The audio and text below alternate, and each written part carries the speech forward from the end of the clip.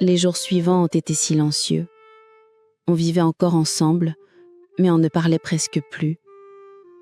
Il dormait dans notre chambre, moi dans la pièce d'amis. Il continuait à me faire du café le matin, mais sans petits mots, sans sourire. Un après-midi, Sophie est passée à la librairie. « Comment tu te sens ? » ?»« C'est dur, mais je me sens plus honnête. Et maintenant, je crois qu'il est temps que je parte. » Le soir même, je l'ai dit à Julien. Il n'a pas été surpris. « Tu as un endroit où aller ? » ?»« Oui, chez Sophie. » Il a hoché la tête. Je ne suis pas en colère, juste triste. Mais c'est peut-être mieux comme ça. Je ne voulais pas briser ton cœur. Tu ne l'as pas brisé. Je te l'ai offert, même si tu ne pouvais pas le garder. Je ne regrette pas de t'avoir aimé. Ces mots étaient si beaux que j'en ai pleuré. Le lendemain, j'ai fait ma valise. Juste quelques vêtements et livres. L'appartement me semblait rempli de souvenirs, même si nous n'y avions vécu qu'1 an. Julien m'a aidé à porter mes affaires jusqu'à la porte. Si tu as besoin de quoi que ce soit, appelle-moi. Merci pour tout, Julien. Tu as toujours été bon avec moi. Prends soin de toi, Claire. Sophie m'attendait dans sa voiture. Elle a souri, ouvert la portière. On y va ? Je suis montée et nous sommes partis. Je ne me suis pas retournée. Chez elle, dans la petite chambre d'amis, j'ai pleuré. Pas parce que Julien me manquait, mais parce que je ressentais tout en même temps. Culpabilité, tristesse, peur et un peu d'espoir. J'avais enfin fait un choix pour moi.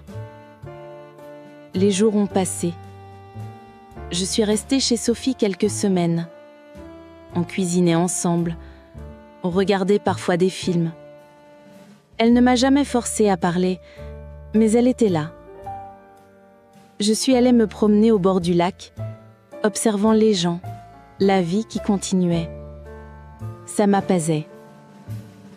Un jour, j'ai vu une affiche pour un atelier d'écriture au centre culturel.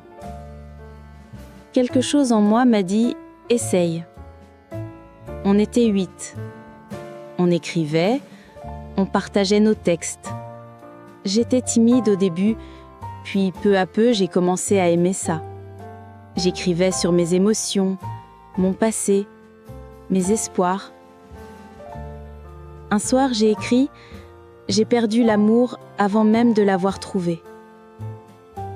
Mais aujourd'hui, je me trouve moi-même.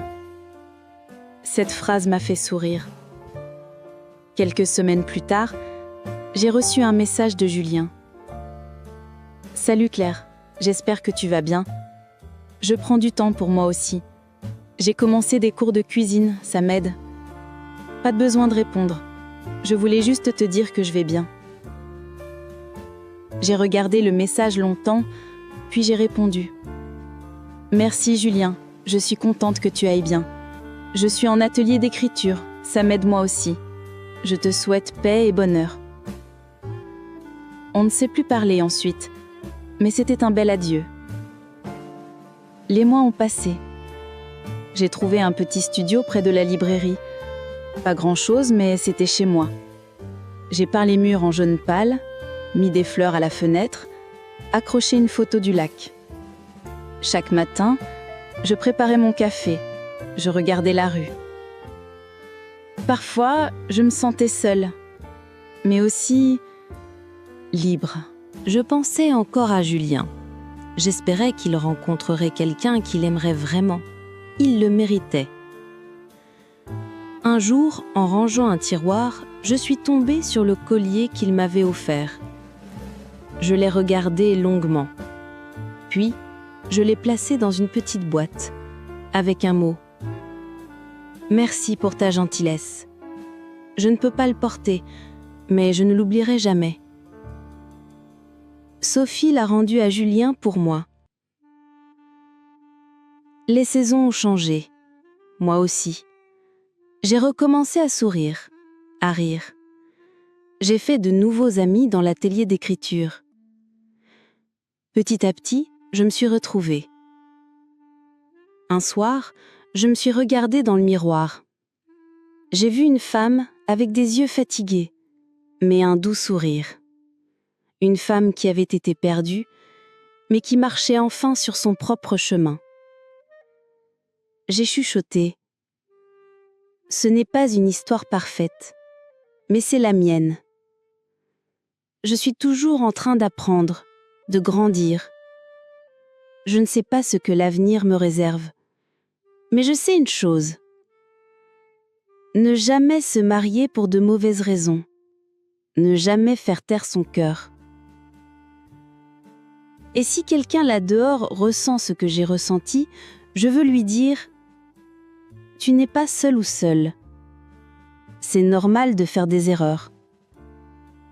C'est normal de recommencer. Sois honnête. Sois courageux ou courageuse. Ton cœur connaît la vérité. » Merci d'avoir écouté mon histoire. Elle n'est pas pleine de sourires ni de fins heureuses, mais elle est vraie. Et parfois, être vrai, c'est la chose la plus courageuse qu'on puisse faire.